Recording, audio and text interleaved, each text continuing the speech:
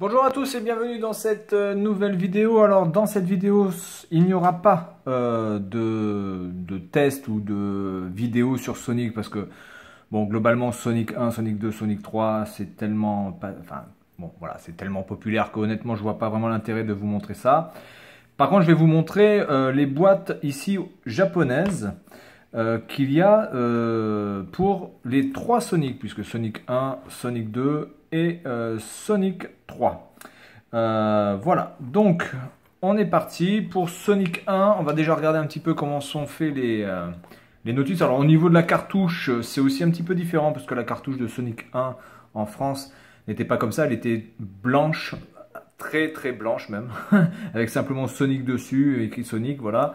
Donc c'était assez, assez pauvre, voilà. Donc même dans les cartouches, on n'était pas gâtés.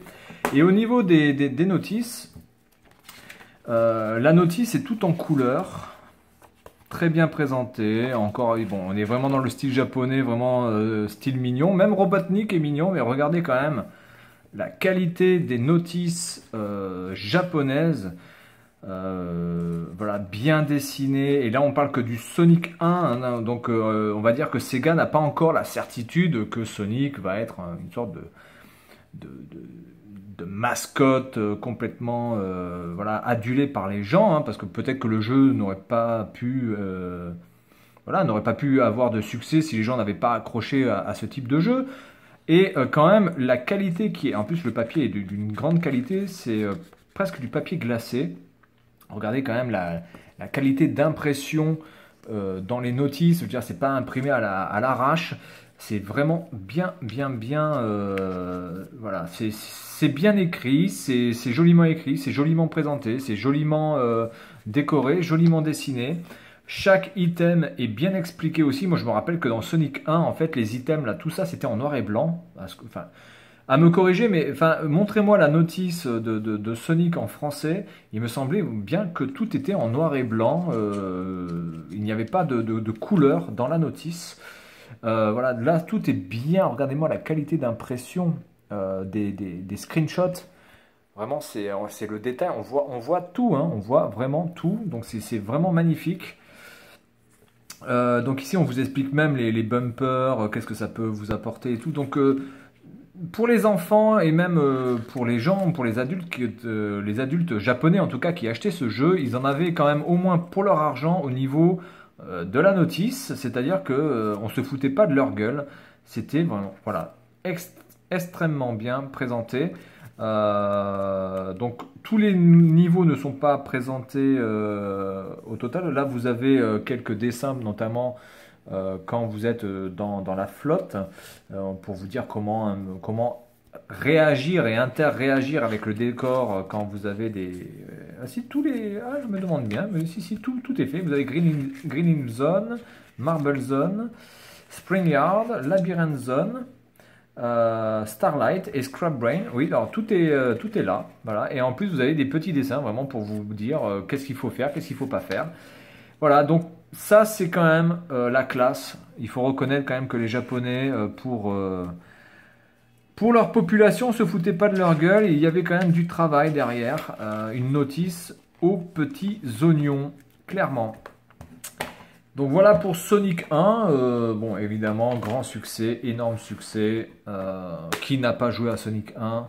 Je crois que franchement, il y a personne, hein. Même les fans de Nintendo ont déjà joué à Sonic et vice versa. Les grands fans de Sega ont joué à Mario. Ce sont deux classiques indémodables. Bref, ensuite on a Sonic 2. Alors Sonic 2 qui a 3 notices. Alors, vous allez me dire, mais pourquoi il y a 3 notices? Alors Sonic 2, alors bizarrement la cartouche de Sonic 2 je la trouve moins bien que la cartouche de Sonic 1. Je sais pas ce que vous en pensez. Mais je trouve que les cartouches... je sais pas, la cartouche de Sonic 1 me donne plus envie que la cartouche de Sonic 2. Là, j'ai vraiment l'impression un petit peu du foutage de gueule, quoi. Alors que bon, Sonic 2 est quand même, je pense, en termes de jeu de plateforme, l'une des références absolues sur la Mega Drive avec Aladdin, le Roi Lion. Et bon, bien d'autres aussi, parce qu'il y en a tellement de jeux de plateforme. Mais bon, Sonic 2, ça reste quand même un des grands classiques. Alors, vous avez la notice ici en chinois. en chinois traditionnel. Voilà, moi qui me fait penser clairement à la notice qu'on avait en France, quoi, des trucs en noir et blanc, voilà, comme ça. Alors je dis pas, alors là il y a encore des dessins. Alors, je dis pas que dans la notice française il n'y avait pas de dessin ou quoi que ce soit, mais il me semble bien que c'était pas en couleur, hein, les notices françaises. Pour Sonic 2, je m'en rappelle plus, mais il me semble bien que c'était en noir et blanc aussi. Ensuite, on a la notice ici en japonais, et ça c'est la notice en quoi ça? Et ça, c'est la notice en anglais. Donc du coup, la notice en anglais, quand je vois la gueule de la notice en anglais, je doute fortement que la notice en français eusse été... je parle au subjonctif plus que parfait. Eusse été de meilleure qualité. Hein, un subjonctif plus que parfait. Voilà, accrochez-vous. Hein, amusez-vous avec ça. Et il me semble bien que c'était comme ça en fait, hein, vraiment des notices en noir et blanc. Alors elle n'était pas dégueulasse hein, la notice pour l'époque, mais quand vous voyez ce que les Japonais avaient quoi, putain mais regardez-moi ces notices déjà au niveau de la taille quoi, ça n'a rien à voir. Vous avez une histoire, regardez-moi le prologue de l'histoire prend déjà 1, 2, 3, 4, 5 pages de prologue. Alors vous allez me dire, ouais, l'histoire de Sonic, on s'en bat les couilles. Oui, on s'en fout, l'histoire de Sonic, mais quand même, il y a un effort d'introduire une histoire, la relation entre Sonic et Tails, certainement. Bon, les contrôles. Déjà, les contrôles, c'est pareil. Regardez les contrôles, vous avez une page, 2, 3, 4 pages pour les contrôles. Ensuite, vous avez comment jouer en un joueur. Vous avez 1, 2, 3, 4, 5, 6... 7 pages pour savoir comment jouer à un joueur avec tous les items, qu'est-ce que ça vous apporte, etc. À 2 joueurs, vous avez 1, 2, 3, 4, 5 pages pour jouer en 2 joueurs. Et là, c'est pareil, vous avez les items. Ensuite, vous avez les zones qui sont présentées une à une. Donc, vous avez évidemment Emerald Hill, Chemical Plant. Vous avez Aquatic Rune, Casino Night, même chose avec les petits dessins pour bien vous dire attention à ça, faites attention à ça, utilisez ça. Donc putain, c'est vraiment... Moi je suis sur le cul hein, quand j'ai vu ça la première fois, là, quand j'ai reçu les cartouches. Je me suis dit, mais bordel de merde, mais qu'est-ce qu'on avait comme des notices vraiment pourries. Et on payait les jeux une blinde. On payait les jeux une blinde parce que Sonic 2, je l'ai eu pour Noël et je m'en rappelle bien que j'avais eu que ça pour Noël. Et mes parents m'avaient bien dit, on t'a acheté ça, mais vu le prix que ça coûte, t'auras que ça. Ça coûtait, je crois, 350 balles. 350 balles un jeu, 50 euros. 50 euros en 1994. Attendez, 12. 12. Ouais, 1992. En 1992. 50 euros en 1992. On est en 2017. Imaginez que 50 euros en 1992, ça pourrait représenter aujourd'hui quasiment l'équivalent de 150 euros. C'est juste abusé.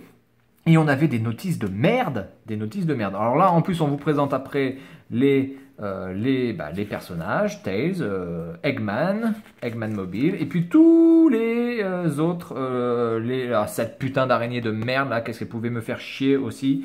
Qu'est-ce qui me cassait les couilles aussi dans Sonic 2 non, ça, le machin, ça va. Si, les hippocampes aussi, putain, les hippocampes, c'était bien de la merde, ça, c'était bien de la merde aussi. Donc, grosso merdo, voilà, les Japonais... Alors, évidemment, on va se dire, ouais, bah, Sega, c'est japonais, donc c'est normal qu'ils privilégient... Mais c'est pas vraiment le problème de Sega. Je veux dire, Sega donne les instructions aux éditeurs en France qui vont développer le jeu. Après, c'est aux éditeurs aussi en France de mettre le paquet et de donner envie aux gens d'acheter le jeu. En tout cas, de faire des notices dignes de ce nom. C'était quand même pas compliqué de faire une notice à peu près du même calibre que celle de Sonic 2 ou de Sonic 1, même si on peut éventuellement dire, oui, la France, c'est pas le Japon, donc on va pas faire les notices de la même façon. Mais tout en noir et blanc, vous n'allez pas dire qu'à 350 balles de l'époque, on pouvait pas faire des notices en couleur. Alors ensuite, Sonic 3. Alors Sonic 3, je suis assez déçu. De toute façon, Sonic 3 m'a déçu sur beaucoup de choses. Pour moi, c'est vraiment pas le meilleur des Sonic 3. C'est l'un des plus, en tout cas en termes de réalisation, de graphisme, vraiment, et aussi de rapidité, et de pousser la Mega Drive à ses derniers retranchements en tant que console 16 bits pure.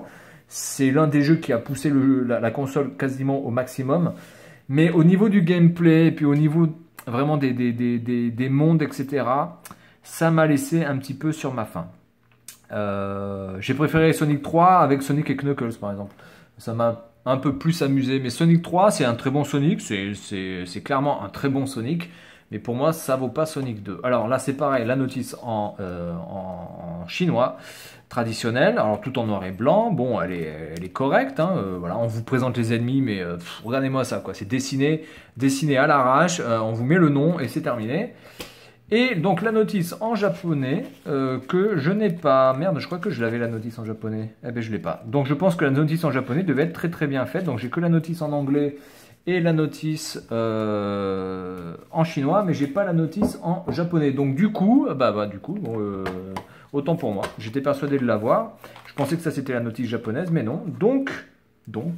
Bah, du coup, les Chinois ici, enfin les Taïwanais, ils étaient encore plus baisés que les autres parce que eux, ils avaient en plus une photo en noir et blanc. Moi, il me semble quand même qu'on avait quand même une notice avec la première page en couleur quand même, hein, il me semble. Voilà, donc ben, j'ai pas la notice en japonais, mais tant pis. Donc du coup, ça doit être du même acabit. Alors, par contre, pareil, la cartouche. La cartouche est assez colorée, assez sympa. Bon, elle est un peu abîmée ici, mais bon, dans l'ensemble, elle est quand même assez jolie, assez colorée. Ça, voilà, elle est sympa. Elle est pas mal faite, on va pas se plaindre. Donc, du coup, j'imagine que la notice de Sonic 3, ben, elle est du même, voilà, du même gabarit que celle-ci, c'est-à-dire avec des dessins, avec des belles présentations, etc. Voilà, donc Sonic 2, Sonic 3, Sonic 1, Sonic tout court. Eh bien, moi, si je devais faire mon choix, ce serait Sonic 2 sans hésiter, en tout cas sur la Mega Drive. Avec Sonic et Knuckles aussi, qui apportait vraiment un vrai plus avec Knuckles.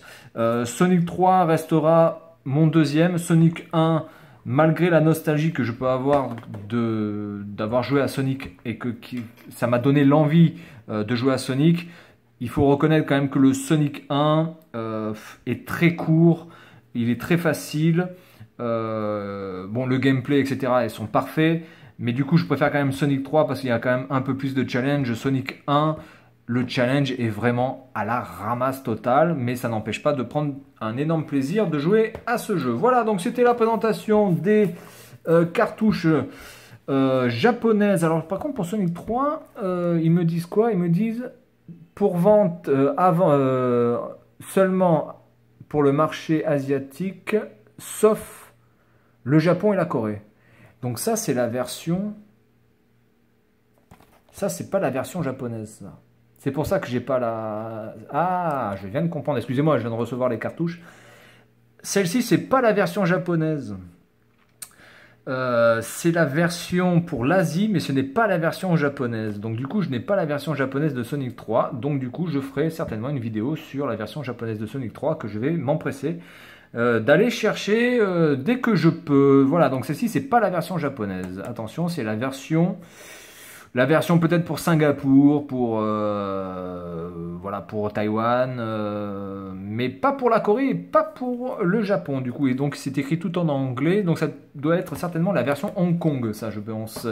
Ensuite, donc ici la version japonaise de l'arrière de Sonic 2, donc c'est assez, voilà, c'est assez sympa. Moi je me rappelle des versions françaises où vous aviez 1, 2, 3, 4 photos avec marqué du texte ici. Là, il n'y a pas de texte quasiment. Il y a un petit peu de texte ici en anglais, mais c'est surtout beaucoup de décoration. Et dans Sonic 1, on est à peu près dans la même chose, dans le même style. Donc c'est vrai que le style japonais et le style français par rapport à la présentation de la face arrière des boîtes était vraiment très très très différent. Voilà, nous c'était quand même assez austère. Donc voilà pour cette présentation des 3 Sonic. Et puis moi je vous dis à la prochaine.